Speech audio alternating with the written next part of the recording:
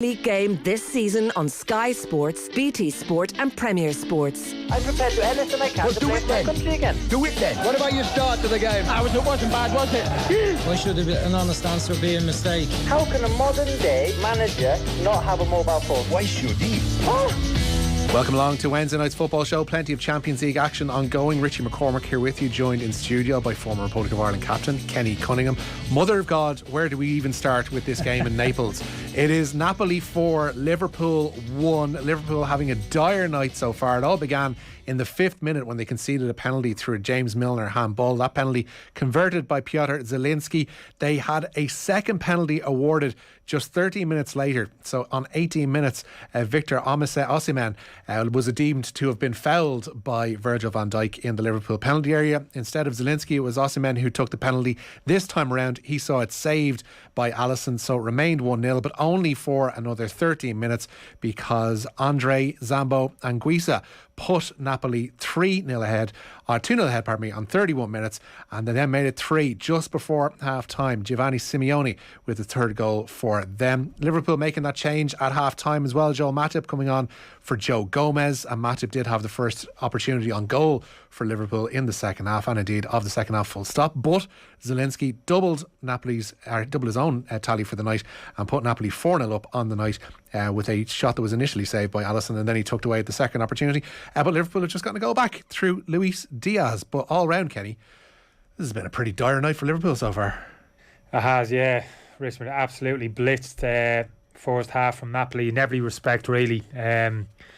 Just kind of energy levels, intensity. You know, traditionally we talk about that Liverpool, that kind of press out of possession, probably as good as there's as any team for the last kind of 6 years, but not tonight. Napoli's going to run all over them. They've hunted them all over the pitch, forced mistakes, taken the ball off them, and carried a real threat in possession as well. Got some really good technical players, Rich. You know, particularly in kind of midfield. Zielinski's a lovely footballer. Politano off the right. The new superstar off the left. Are we going to have an attempt to pronounce his name? We're going to have an attempt to pronounce it. Kvaratskhelia. Georgian. Khvicha Kvaratskhelia from Georgia, the young 21-year-old who has been mightily impressive. Brian Carano on Virgin Media before the game highlighted him as a potential favourite. I think Rafa Benitez, who's obviously a former head coach of both of these teams, highlighted him as one of the best players, if not the best player currently right now in Serie A. So, you know, they certainly have talent in their side. No, you're right. They got some serious talent, but doesn't excuse some of the individual performance from Liverpool first half. I mean, defensively, really all over the place, got pulled apart. Klopp had a decision to make at half time, bringing Matip on, who comes off. You know, must have been a toss up between Joe Gomez and Trent Alexander-Arnold. I think the fact that 3-0 down, you know, any chance maybe of getting themselves back into this game, he probably had to keep his full back on the pitch, but he's had some poor displays defensively, Alexander-Arnold. We know that it's not the strongest part of his game. He makes mistakes. He doesn't take as much pride in his defending as he does in his attacking, but tonight was almost a bit of an all-time low for him, because really his attitude was awful, Rich. When he gave the ball away, just, you know, his reaction to get his head down and run back, you know, into his defensive position, just the basic things, you know, just show a bit of attitude, a bit of desire. Even if you make a mistake, try and rectify it. Was pretty abysmal first half, and that's where, as they always are, Liverpool, Rich, you know, down their right hand side, that corridor between right sided centre half and full back is always a way in for the opposition. Napoli have exploited that again. Well, it needs addressing now at this stage. It's not something that they can just say, oh well, this game was a one-off or that game was a one-off, and, you know, by and large 8 games out of 10 things are going to be alright as far as Trent Alexander-Arnold goes. It's clearly an issue. Yeah, well, the easiest way to resolve it is for Trent Alexander-Arnold, for me, to make a conscious decision. I'm going to prove the quality of my defending. Now, he can do that. He's not 34 years of age, battle hard, and he's never going to change. Although he's got a huge amount of games under his belt, you know, for me, he's still capable, if he really wants to kind of knuckle down and put in the kind of hard yards in terms of understanding what he needs to do in terms of improving the quality of his defending, because it's costing his team. It cost him first game of the season. I remember that Fulham, that cross to the back post, defended his back post. Mitrovic just leans into him, soft defending, powers the header into the back of the net. And we know, not consistently, I wouldn't say, but too often, he's just found wanting when he's asked to defend in that area of the pitch. So for me, it's got to come from the player himself. He's not going to be replaced, Rich, is he? He's not heading out the door at Anfield, is he? No. Trent Alexander-Arnold. I can understand that for obvious reasons. He's a god up there, and the qualities which he has, probably the best attacking fullback in world football. You're not going to get rid of him. So for me, it's got to come from the player. I'll be very interested what information he's getting from Klopp and the support staff there as coaches in terms of, debrief after every game. Are they sitting down with him, video analysis? Right, Trent, this was fantastic. What a goal that was you scored. What a brilliant cross for me or wherever it was. But what about this? What about these 3 examples of your defending the last 3 during the game which could have cost us? Do you see the problem here? Are we going to improve? Do you want to improve? Do you recognise it? I'm sure he must recognise. I'm sure the coaches do. It's got some good coaches there. But we haven't seen that improvement. Kind of year on year, you would think, is that gradual improvement coming? A recognition that I need to do more here. I need to better myself. I'd actually argue it's going the opposite way in terms of what we've seen tonight. A real kind of, when the ball goes beyond them, you know what I mean, Rich? You can say, do I really have to? It really is that message he's giving off, isn't it? It's very strange to see because, I grew up in an era whereby, say, what you might call now a number 10 will be regarded as a luxury player and somebody who would be, on occasions where you have to track back or you have to defend, he would be a passenger, and you just kind of wouldn't expect that of him. You can't have a luxury player playing right back, and that's essentially what Liverpool have in their hands right now. Now, of course, the game's changed. I understand that, and a lot of forward-thinking players now have been integrated into those full-back positions. So a lot of full-backs now haven't got that schooling in terms of their defending. Haven't been brought up as defenders, kind of stroke full-backs. They've been kind of integrated into those positions because they might have those natural kind of defensive instincts. I understand that, but there's certain elements surely that you can improve in terms of your basic defending. And I'm just really surprised the penny hasn't dropped and he hasn't kind of knuckled down and done that, because it's going to be important for Liverpool this season. It's going to be a tough slog for Liverpool this season for a load of different reasons, and that's not just off the back of their first few performances this season. I think that was kind of not obvious, but I think there was concern start of the season in terms of they might have a few problems this season.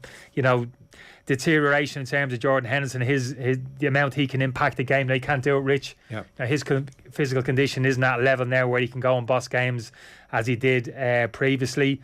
Liverpool are looking to introduce more technically minded players into that central midfield area.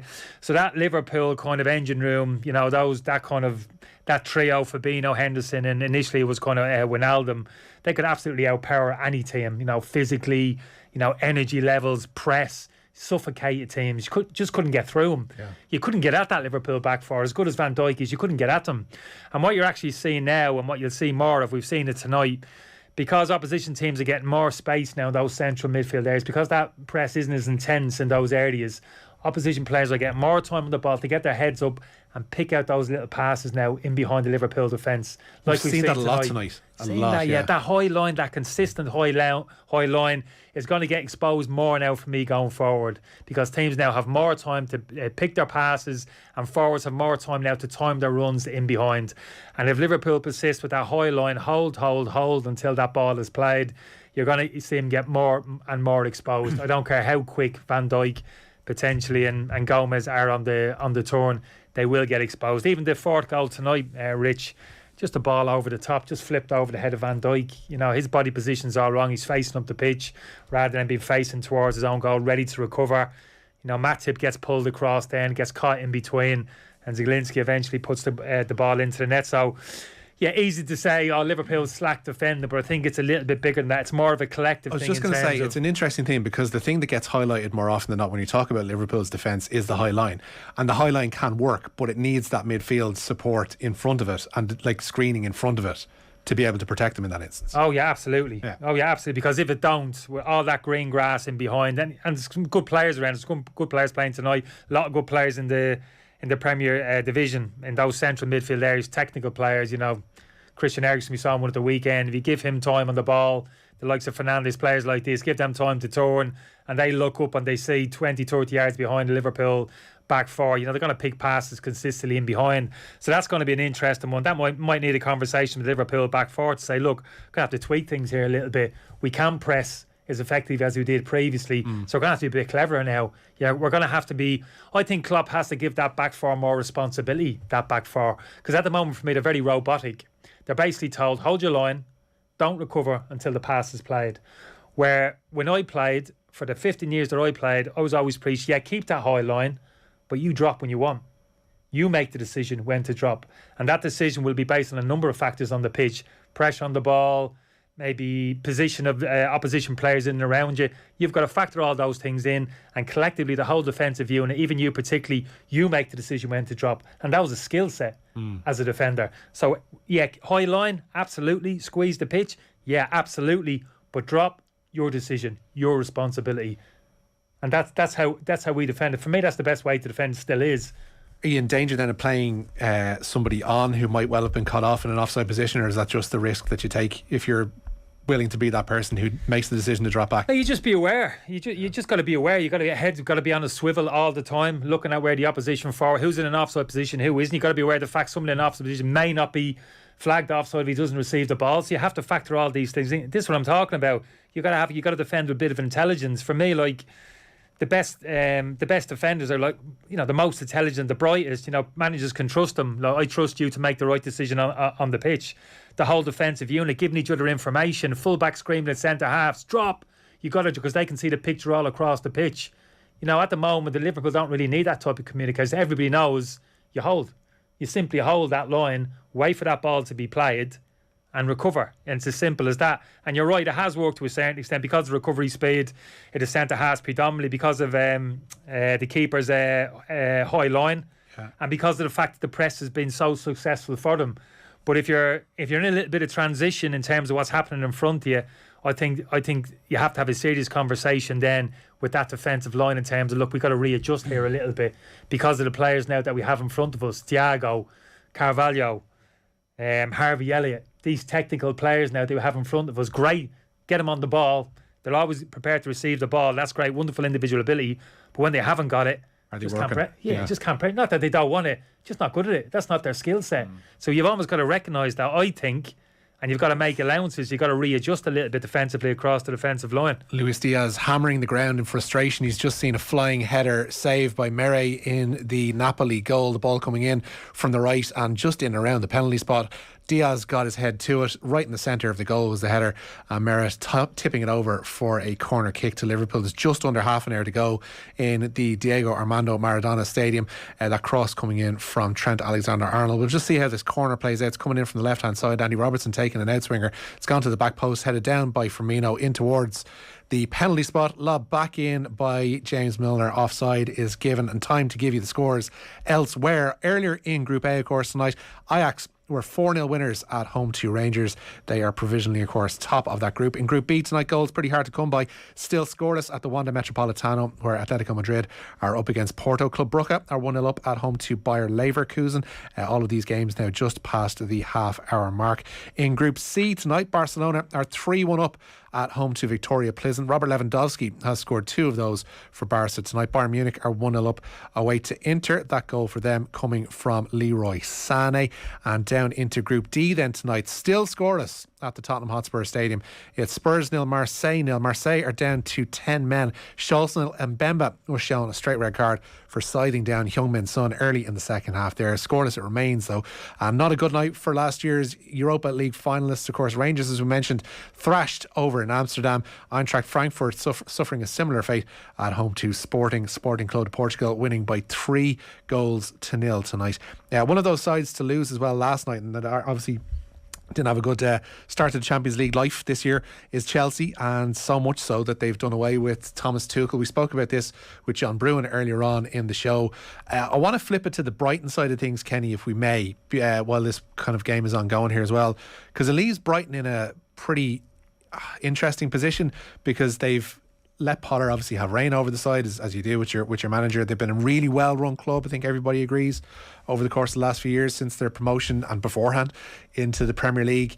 They're now in an interesting situation whereby it looks like the ideal manager for them is going to be moving on. Now he still has to have talks with Chelsea and see if he actually fancies the job, and he mightn't. That's still a very real possibility. But if they do lose Graham Potter, it'd be interesting to see where Brighton do go next from here. It's a tough one so early in the season, which I really do think it is. I'm not really sure they would have expected it either. I know he's kind of doing well. His reputation's been growing over the past year or so. I'll be fascinated to see really in terms of the detail on his contract, whether they're actually obligated to let him go. Because if there's not a get-out clause there for the manager, I'll be fighting tooth and nail, really, to keep him in the set for the reasons that we're saying. Yeah. Because they're really in a spot.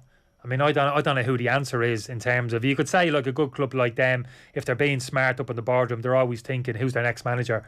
Particularly, as I said, his star's been on the rise. So I'd be a little bit surprised, the likes of Tony Bloom, wherever else upstairs, been thinking, look, we need a conversation amongst ourselves. Who's out there? Who could we get in? Worst case scenario, somebody comes and grabs our manager. We've got to let him go. So I'll be a little bit surprised that conversation hasn't been had. But that's an easy conversation to have. Off the top of my head, I'm struggling to think of too many, to be honest with you. I mean, Pochettino's the obvious one, isn't it? Yeah. In terms of managers out of a job, in terms of getting somebody in straight away, you could argue maybe Pochettino's ego a little bit taking a club of Brighton's stature, but he might look at that squad at the moment and think, that's a really tidy squad, some really good footballers there. That's a team I can work with. They're in a really good place. Confidence is high.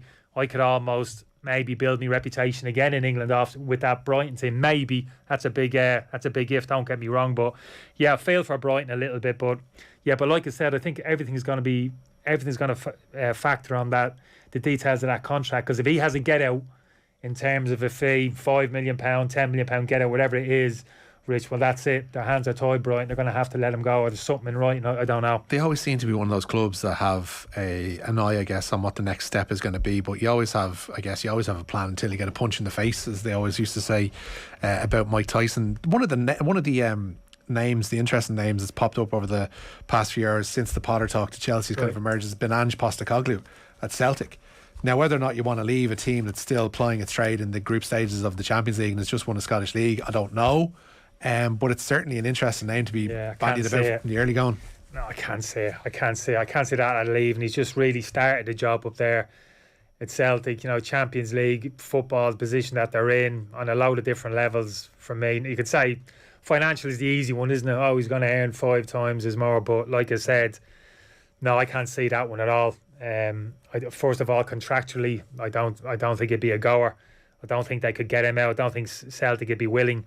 The manager himself, I think he's in a really good place there. Probably similar to Part maybe a year or two ago in terms of just establishing his reputation, etc. So I don't see the value in him in jumping either. So no, I don't see that one. That's what I'm saying. I can't. There's no obvious candidate. No, there isn't no obvious candidates, to be honest with you. It's not as if as well they're a top club in terms of, say, like a Chelsea where you offer someone's going to take it, you offer, they're going to snap your hand off. Even Pochettino, I'd imagine, look at that Brighton for the reasons that I'm saying, I'm thinking, I'm not too sure. I think I'm a little bit better than that. No disrespect to Brighton, what I mean? That's credit to the job that Potter's done, essentially, because I think the frustration with Brighton fans under the last throes of Chris Hughton's reign there was that they'd become a team who, yes, they'd gotten into the Premier League, and after having several decades of really bad luck and really poor form and one sob story after another, they'd established themselves as a Premier League team, but they didn't want to just survive. And there's plenty of teams who do just get up there and think, we'll just cling on, we'll see if we get to next season, and they just didn't want to be that team anymore.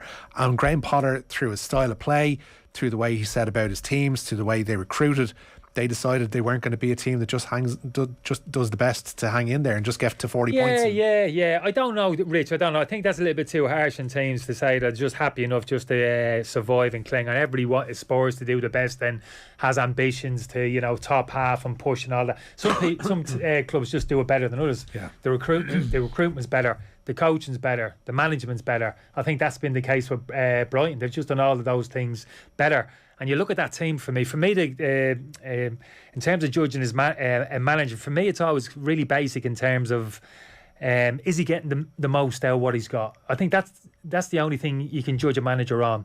Not is he top of the table, or they should be top 8, or should be here or there. The squad, players that he has available to him, could he get any more? Is there more to come? You look at the Leicester team at the moment.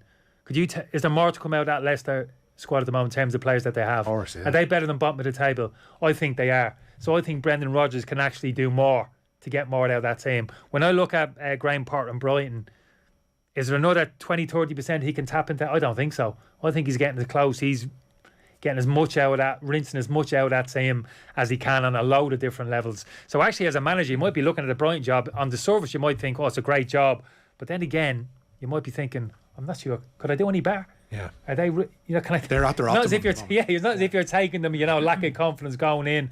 You go into the Leicester job at the moment, whoever, if that was to happen, that job's come available. A lot of managers interested in that, a lot of good players here. Oh, yeah, this is a top 8 team. Happy days, I'll jump on board there. This Brighton team at the moment, absolutely playing at their absolute maximum for me. So, yeah, for that reason, I think he deserves a huge amount of credit part in terms of what he's done. Just improved players individually. Look at the players who've moved on, Rich. Ben White coming there, like 50 million. They've never suffered from a departure.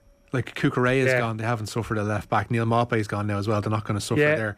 And they've managed to hang on who they needed to hang on to. I'm thinking of people like Tariq Lamptey, who's still there as well and can still be a great player for them. So they've maybe Gross, Trossard, those players come in. Initially we're looking at them thinking, you shrug your shoulders and go, who's this? Tidy enough. But look at those players as they establish themselves. They're some outstanding players. Gross has turned into one of the best players in the Premier League. Yeah, absolutely. Trossard, I'm a huge fan as well. Like Basuma obviously moved on in the summer from when Casillero was another one now in central midfield. You're looking at thinking, oof, they got another one there. And it's not as if, Rich, when they come in, they're world class necessarily when they come in. He's developed the players. Now, whether it's him, his coaching staff, I'm sure it's a collective thing, a bit of man management getting into their heads, making them feel good about themselves, educating them in terms of the football, that type of thing as well.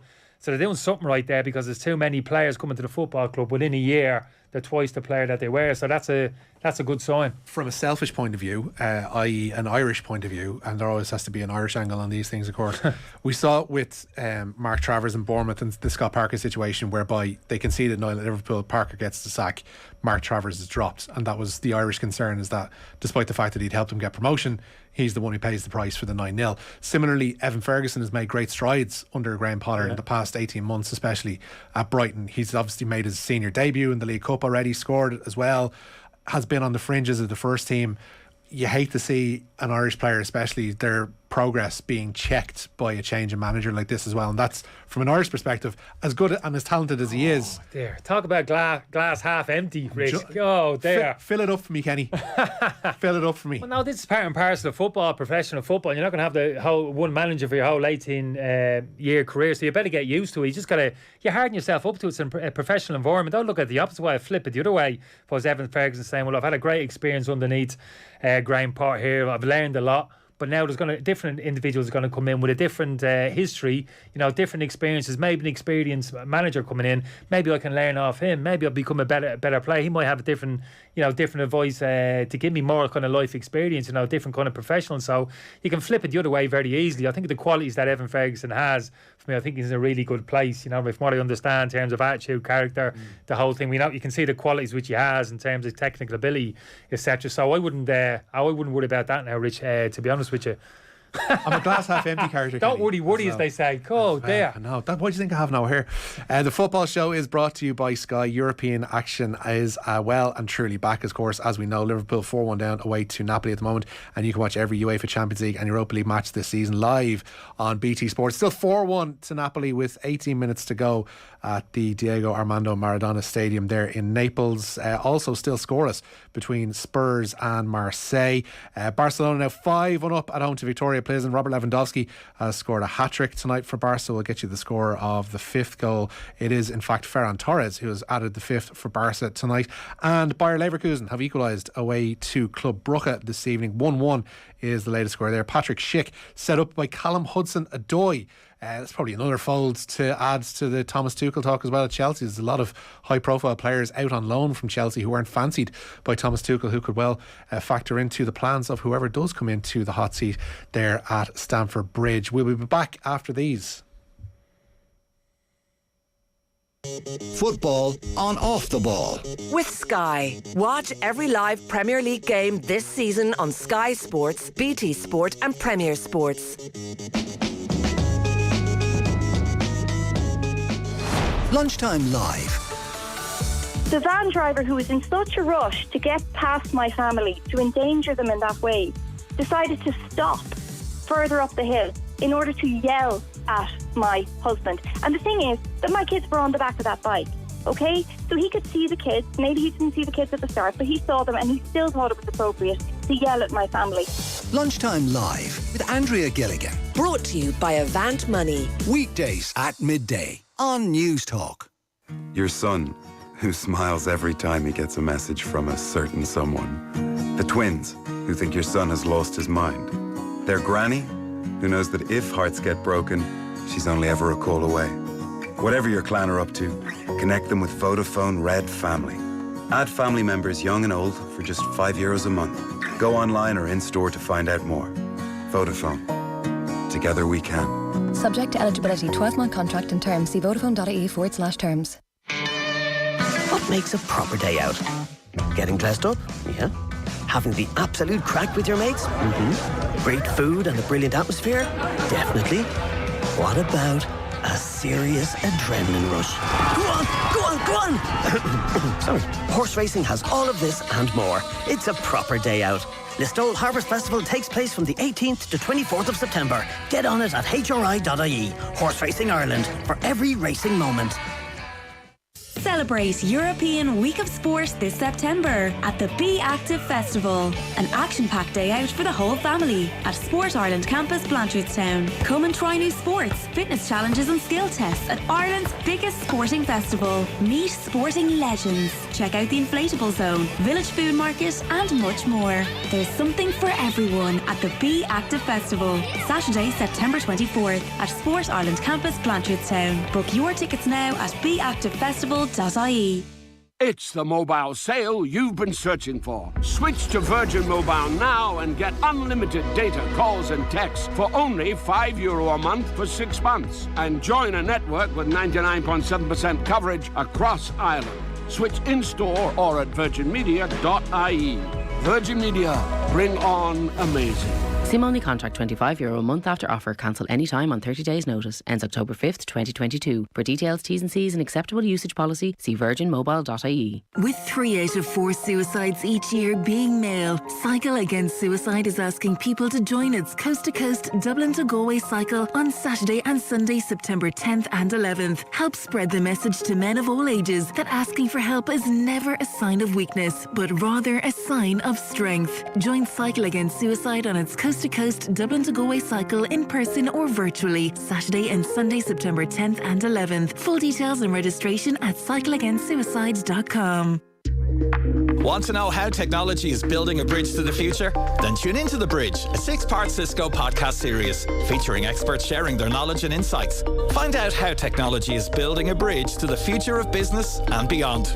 The Bridge podcast series powered by Cisco. Listen now on the Go Loud app or wherever you get your podcasts. Football on Off the Ball. With Sky, proud partner of our women's national football team. Outbelieve together and we can go anywhere. Welcome back to the football show. Still Napoli 4, Liverpool 1 in Group A of the Champions League. The Napoli keeper is currently taking time out on his backside to try and take a bit of the sting out of the game. I think this one is now long beyond Liverpool. They've made a couple of changes. Obviously Darwin Núñez has come into the fray in the past few minutes. They've just made another change there. Arthur Melo coming on into midfield. Harvey Elliott the one to make way. Jurgen Klopp has been pulling his resodded hair out at the side of this one. Kenny, it has been a rough night for them so far tonight. 4-1 down. Yeah, he's emptied the bench. Obviously, second half as you would have expected. Give Diaz a bit of goal credit in terms of the goal. Got a really nice goal in the second half. You haven't actually spoken about it. Drifting in onto his right hand side, bending a lovely shot inside the far corner. Had a good chance after that, a bullet header, which was good to see. Actually could have got himself hurt. Richie threw himself in there in front of the defender. Got a really good contact on it.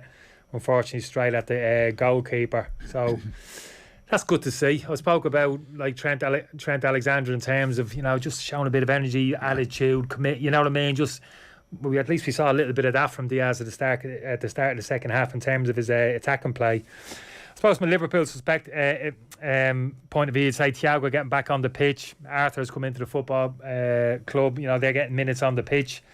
That would probably strengthen them. I don't think it changes a huge amount, to be honest with you, in terms of what I was talking first half, and in terms of the dynamic of the team. You know, in terms of Thiago, Arthur for me again is more of a technical player, ball playing centre midfielder. I think they got quite a few of them now, like we've spoken about. But so that'll help. But the kind of fundamentals, the issues that Liverpool have had since the start of the season, I don't really see. I don't quite see the resolution in terms of the present squad at the moment. I think they're going to have to go outside of the squad over the next year to try and find a solution in terms of one or two signings, and particularly in that central midfield area.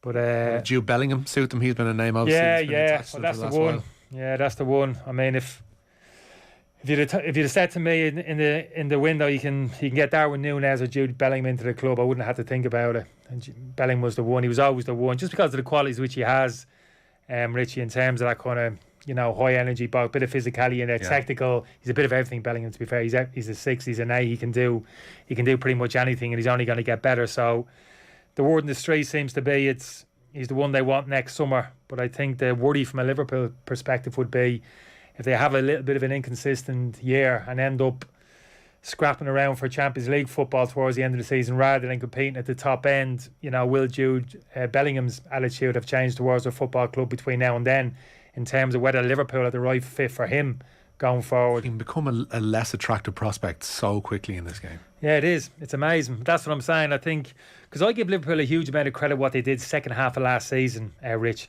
because these kind of issues that we're talking about, they were already there bubbling to the surface second half of last season. Henderson was struggling a little bit, getting brought off. His manager was having to protect them, you know. So it was kind of there. You could see it kind of second half of the season. But Liverpool done unbelievably well. Just it was more mentality for me in terms of maintaining that title challenge for as long as they did, with those 1-2 small issues that I'm talking about. It was almost like a collective will that they pushed Manchester City as much as they did for as long as they did, right up to the last game of the season, which I still thought they could have won last day. That was absolutely phenomenal for me. But it's no surprise, you know, start of the season, you know, it started to unfold again, these issues. So not to get that central midfielder in, I think, was a blow. I can't believe Klopp didn't go bang. Yeah, he didn't. And fair play to him. He hasn't come out and said, Board's let me down. I wanted a top class centre midfielder. I haven't got him. Tumaini, probably one of the outstanding centre midfielders. They were close is the word there, and he essentially opted for Madrid, and that's that's up to him. Yeah, but that's fair enough. You're never quite sure. But I can't believe there wasn't a big push to get that type of central midfielder. Camavinga's another one for me at Real Madrid. He went the previous year to Madrid. He only went for about 30 million. That one went for a little bit under the radar. Little bit of talk. He was another one Liverpool were interested in. Didn't manage to get it done. Not a huge amount of these type of central midfielders around there. Reincarnated Jordan Henderson of 4 or 5 years ago.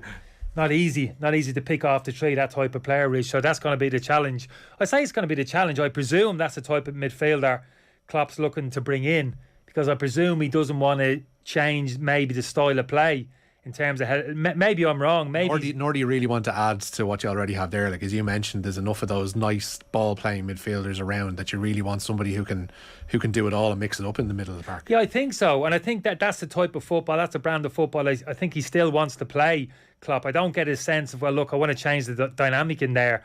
I want to take on Manchester City now, that central midfield area, and now play them, out football them. I'm going to get highly skilled technical players, low centre gravity, dynamic, good ball players, can see a pass. I don't get a sense of that. Yeah, and it's a City team who are gettable in midfield. Like, I was on we did the City Newcastle game together a couple of weeks ago, and we saw the way that Newcastle flooded the Man City midfield. And it's doable, It is doable, yeah. I don't think it's just a Manchester City midfield, because you could argue, well, Bernardo Silva's that type of player. Small, low centre gravity, technical player. But by God, does he work? Sure. He absolutely rats around the pitch. Going down to a certain extent, I think City's troubles are in terms of, like, collectively how they commit players up the pitch. The full-backs at the moment are playing in orthodox central midfield positions. They're really open down the sides on kind of transition. And Manchester City and Liverpool at their peak a couple of years ago, playing against that Manchester City team, absolutely licking their lips, suffocating them, grabbing the ball after them, and having those spaces down the side to get Diaz, Salah in space on the wings, full-backs high and wide. That Liverpool at their peak a couple of years ago with that team that I'm talking about, absolutely loved that challenge. And I think that's what worried Guardiola. Those qualities in the Liverpool team, I think, always troubled them, got them on edge, made them nervous. I don't think this Liverpool team at the moment, and Guardiola looks at it, even with Thiago back in midfield and Arthur in that central midfield area, I don't think that scares him, Rich, than those previous Liverpool teams. Sure. Elsewhere tonight, it's all about Richarlison at the Tottenham Hotspur Stadium. The Brazilian has scored both of Tottenham's goals at home to Marseille into the final 5 minutes there, and Spurs are 2-0 up at home to the league on side. Chancel Mbemba was sent off for Marseille early in the second half for sidling down Heung-min Son. Richarlison has scored 2 quick-fire goals to put Tottenham in control there. Elsewhere in the group of death, Barcelona 5-1 up at home to Victoria Plizen, while Bayern Munich are 2-0 up away to Inter tonight. The first of those goals we mentioned coming from Leroy Sané. The second one has been an own goal, a Sané shot deflected into his own goal by Danilo D'Ambrosio. So 2-0 to Bayern away to Inter. Ajax, as we know, 4-0 winners at home to Rangers earlier on. Sporting beating Eintracht Frankfurt by 3-0 in Germany tonight as well. It's currently Club Brugge 1, Bayer Leverkusen 0. That earlier equaliser we thought had come for Patrick Schick via Callum Hudson-Odoi has been chalked off by VAR. Looking ahead to tomorrow night as well, Kenny, because the Europa League and the Conference League get underway. Manchester United playing host to Real Sociedad in the Europa League, and the good news for Manchester United is they are back. To add to the misery for Liverpool fans tonight, Manchester United clearly are back. Well, they are back in Rich, in terms of they're competitive. Sure. They're actually competing now in games. They look like a team. Yeah. You know, they're a team. They're working for each other. They're fighting for each other. Has it been perfect in terms of the football that they're playing? No, I don't think so. Is there more to come? Yeah, potentially. But at least they're together now. They're pulling in the same directions. A little bit of confidence flowing through the team. Individual players now, you know, their shoulders are back. Marcus Rashford for a weekend, it's absolutely phenomenal. Just didn't recognise him from the player that we've been looking at the past couple of years. The performance he put in. It shows what a difference confidence makes and belief in yourself and all that kind of stuff. Yeah, I don't know where it's come from. To be honest, I probably will never know. We're not close enough to it, Rich, but it's come from somewhere, because he hasn't been in a great place, been in a bit of a dark place. I don't know what's going on with him, because I'm a huge fan of him in terms of how his career's evolved. Because this was a centre forward when he first brought. I can still remember that game, Europa League game, when he first 2 games, goals against Arsenal in the league, playing as a central striker, and he looked like a central striker. He'd been schooled as a central striker. Very quickly got pushed out onto the left wing, played left of a 3, and kind of reinvented himself there. Actually had to learn the position. I'm talking about Alexander-Arnold getting better, having to improve and learn the position as a defender. Being a young player as well at that level. Yeah, Marcus Rashford done unbelievably well in terms of learning that position, and probably like one of the best around for a period of time. But then he just fell off a cliff, lost confidence, wherever it was, whatever the reasons, and he's been in the wilderness for a while. Looked as if his Manchester United career was over. Talk with a move to PSG, which I think you don't have to be a Manchester United fan particularly to look at that kid and say, oh, what a shame, what a talent. You know what I mean? There was literally 2 schools of thought around that potential move. A lot of people went, oh God, isn't it such a shame to see him falling off to a degree that he's just essentially another body the PSG would have had there, just somebody to fill out their ranks if there's an injury. And secondly, there was others who would have said, as we watch Alisson make another save for Liverpool, there were others who would have said, listen, let him go. He hasn't been doing anything for us for the last 2 years. Why hang on to him? And now we're seeing the justification for keeping him, because there clearly is still a player there. Oh, absolutely. I thought he was absolutely, and as a central striker as well. Yeah. And that's the problem that they have. You know, Ronaldo, they talk about Ronaldo, he doesn't run in behind, doesn't stretch teams, doesn't trouble. Yeah, absolutely correct. So where's the answer? Is it Anthony Martial? Well, this lad's done it. This lad's proven it. You know, in the early part of his Manchester United career, and he did it again at the weekend. You know, looked lively, busy, he was alert, running the channels, the goal, the pass from Fernandes in behind, just that burst of acceleration, timing of the run, absolutely opened Arsenal up. And what it does, say to open Arsenal up, it opens up that space in front as well for the likes of Fernandes to get on the ball, because he's stretching, he's pulling centre halves now further up the pitch because they're worried about his pace in behind. That opens space up for Fernandes in the little pocket, and Eriksen to a certain extent who can scheme in those areas of the pitch. So that was really hard to see. I really enjoyed his performance, but he was not the only one. I think other individuals around the pitch are finding a little bit of forms, you know, bit of belief around the place, good energy in the stadium. So they're in a good place at the moment, no doubt. I'm not saying, look, they're not going to go up, not going to challenge for the league this year, or maybe the top 2 positions, but not beyond the bounds of possibility if they keep improving as they are. Maybe another addition in the January transfer window. You know, realistically, you know, Champions League football, I don't think it's beyond the bounds of possibility that they can challenge, you know, Arsenal and Tottenham. Loads of text in, as you might imagine, tonight. Stephen says on YouTube, as a Liverpool fan, I can't see this getting any better. We've literally been bad in every game. Do you know what? It's a point echoed by Jamie Carragher as well. He's on CBS duty tonight too, and he says Liverpool can't essentially continue with this high line because while playing offside, while the intensity of the team, especially midfield, is non-existent. Pretty much echoing what you're saying there, Kenny. You have to adapt. It's been evident all season, says Jamie Carraher there on Twitter. Seamus as well, bless you, lovely text in. Thanks for keeping me going and work this evening, lads. Kenny would be a good shout for Brighton manager, says Seamus. Do you want to throw your hat in that ring as well? Seeing as you were putting out a come and get me plea for balls tonight. I'll go foreign, I'll go continental. Anywhere, I'll go anywhere. What are your management intentions? I want to know this, seriously. Liverpool do have a chance here. It's played out wide to Trent Alexander-Arnold. He's going to clip him back in over the 6-yard box, and it is headed over. What a pass that is. Because your name came up in dispatches. Oh, boring, Rich. This is boring. No, it's not. We've got the biggest story of the week here. Liverpool 4-0 away to Napoli. It's a set piece. And you want to talk, you want to get personal with me. Job. Yeah, I do. You're my agent. Want to know the real Kenny Cunningham. Are you my agent? I mean, I'd gladly take 10%. Don't count me around. I'll take 10%. There's no class. There's no class. Don't keep counting me around. That's not classy at all. So Kenny has not ruled himself out of the Brighton gig either tonight. That's interesting. How long did it take Kenny to develop an intuitive relationship with a centre-back partner? Asks Lurgan Tom. That's a good question.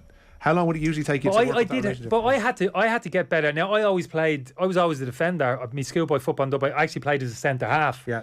But I couldn't play. When I went to England, I couldn't play as a centre-half. I was too small, frail. I just couldn't physically. I couldn't cope. So I was pushed into right back, and I played right back for probably the first 6-7 years in my career. Good, yeah. So to a certain extent, although I was a natural defender, that's where I was most comfortable. I still had to learn the full-back position. I'd never played there, Rich. And there's like a world of differences to an extent between playing as a central centre-half and a right back, just in terms of the positional side to the game in particular. And even like 1v1, find yourself in 1v1 situations a lot more. So you need to understand how much do I need to drop off body position, where I need to show players. And the positional side as well, distance between yourself and your right-sided centre-half, get round on the cover. Lots of stuff like. So I had to educate myself, but I knew that. But I think that was just a natural thing. You know, whatever you're short in, when you go into the game as a young player, obviously I'm not at the same level as Alexander. I totally understand that. And I think that's a factor because he is so good and he's so revered for the player that he is. And he is top class player. I love watching that young fella play when he's in possession. When he steps into the opposition half, oh yeah, happy days. Yeah. You know, you can't take your eyes off from the quality that he has. But I'm cringing when he's heading back towards the edge of his own penalty box. And that's the things I'm asking him to improve. It's amazing, Rich, and the easy things. The things he does, I could never do. No matter how much I practice as a fullback, I could never get myself to that level. But the things I'm talking about that he can improve, they're certainly easier. Maybe not go to say they're easily done, but they can be done with just a little bit of concentration and just commit yourself to it. Video analysis and just almost like an inner determination. I'm going to do better. I'm going to be stronger at the back post physically. I'm not going to let Mitrovic get that free header. I'm going to make myself a nuisance. I'm going to knee him in the ribs. I'm going to stand on his foot.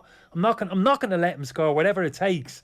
You know, when I'm cut out position 10 yards up the pitch, I'm going to sprint as hard as I can rather than amble back into my position. They're actually the easy things to do. That's the frustrating thing about it. And Liverpool need him now, Rich. This is what I'm talking for. The reasons that we're saying, they need him now. They need a competent right back in that defensive line now because of the exposure that back four is going to get this season. They can't be carrying anybody across that defensive line. I don't care how good Virgil van Dijk is in 1v1 situations. That ain't enough. Yeah, we'll bring you through the full times on tonight's Champions League action. There is almost 2 minutes of the 4 added on in Naples. Napoli 4, Liverpool 1, the latest score there. Tottenham 2-0 up tonight at home to 10-man Marseille. More after these. Football on Off the Ball. With Sky, get all the football you love in one place across Sky Sports, BT Sport and Premier Sports.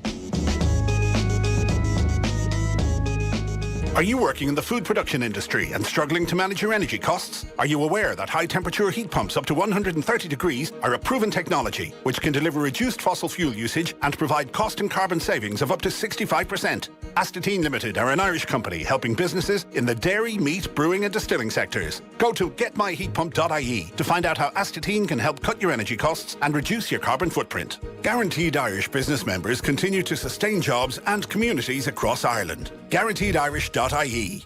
Celebrate European Week of Sport this September at the Be Active Festival. An action-packed day out for the whole family at Sport Ireland Campus, Blanchardstown. Come and try new sports, fitness challenges and skill tests at Ireland's biggest sporting festival. Meet sporting legends. Check out the Inflatable Zone, Village Food Market and much more. There's something for everyone at the Be Active Festival. Saturday, September 24th at Sport Ireland Campus, Blanchardstown. Book your tickets now at beactivefestival.ie.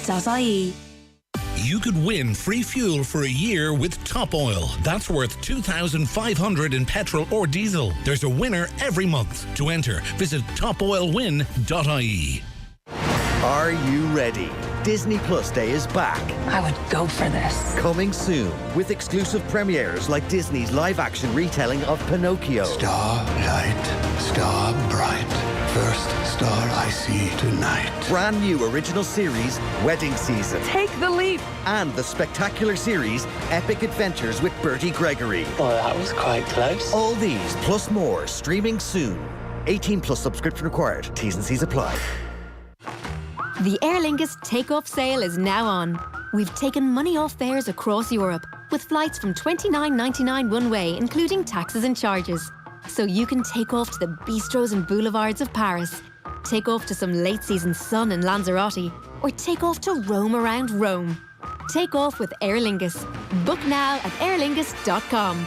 Offer subject to conditions and availability. Travel between October 1st, 2022 and February 15th, 2023. This is Aisling from Oxfam, Ireland. My colleagues in East Africa are ramping up their efforts to tackle an extreme hunger crisis in the region. People have endured 4 seasons of failed rains, with a 5th now predicted. This is our final chance to help families survive, but we need your help. Please donate today at oxfam.ie. Thank you. Football on Off the Ball. With Sky, proud partner of our women's national football team. Out believe together, and we can go anywhere. It's all over in Naples. Napoli 4, Liverpool 1, the final score there. Pretty dire first half, in particular for Liverpool tonight. They stemmed the bleeding in the second half, but this result was all but put to bed by half time. Elsewhere in that group, of course, Ajax beating Rangers by 4-0 earlier on tonight, and it's Ajax next for Liverpool in that group. Tottenham 2-0 winners at home to 10-man Marseille tonight. Richarlison has gotten both of those goals for them. Atletico Madrid leading Porto by 1-0. The goal coming pretty late on there at the Wanda Metropolitano for Diego Simeone's side. It is Mario Hermoso who scored 2 minutes into added time. Taremi was sent off for Porto as well prior to that. And Barcelona beating Victoria Plzen by 5-1 in the group of death. Bayern Munich 2-0 winners away to Inter. We've been trying to get to the bottom of Luciano Spalletti's broken collarbone, because you've been commenting on him all night, Kenny, saying that he looks a bit... I can't believe you. I've never seen somebody with a broken collarbone hobbling around on crutches. Like, it's counterintuitive. Normal crutches. I've had a broken collarbone. The last thing you want to do is put pressure on it. Yeah, get in a sling, surely, or a strap, a shoulder strapping. He said, I had an accident on Sunday morning when I was coming to Castel Volturno, which is Napoli's training ground. The local boozer. He was coming out of the local boozer and he had an accident. He fell over. He was coming to speak to Salvatore Sirigu and Diego Demme. He said, I suffered a broken collarbone. He doesn't say how. Says, I told our doctors it was lunchtime, I was in pain. We went to the Pineta Grande clinic in Campania to do the tests. On the x-rays we found a fracture in my collarbone. The head of traumatology in Humanitas said they were being very kind to him and they looked after him very well in the hospital. Doesn't say how he did it though. A crutch. Who gives you a crutch though? Set of crutches when you break your collarbone. Never heard of it. It's a strange one, that. Very strange one, that, isn't it? But yeah, Tottenham getting off to a good start as well tonight. As we mentioned, Richarlison scoring both of their goals tonight. But that is just about our lot tonight for Off the Ball. Kenny, thank you. It's been an education as always, if nothing else. Likewise. I was going to hold back. Felt a bit obligated. Took you long enough to say that as well. Tomorrow morning on OTB AM live as always from 7:30. Ben Jacobs and Gareth Roberts on a manic 24 hours in the world of football. The latter will have plenty to say about tonight's result. Jess McFadden will talk F1, another big weekend coming up there. Jamie Wall also on to chat the Underdogs, which is coming up on TG Car. And here on News Talk tomorrow night from 7 p.m, we'll have a feature-length interview with Ireland's best playmaker Denise O'Sullivan after her goal-scoring exploits in Senet's last night. Ireland's Sevens captain Billy Dardis will preview this weekend's World Cup, and as ever on a Thursday, and he'll also be pretty interesting on this, the one and only John Giles. For now, that's all from us though. Thank you to everybody who helped put together tonight's show outside of the glass, and to Kenny as well for keeping us all awake tonight between the hours of 7 and 10. Tom Dunn is up next. Till next time, take care. Give him a ball and a yard of grass. He'll give you a move for the perfect pass.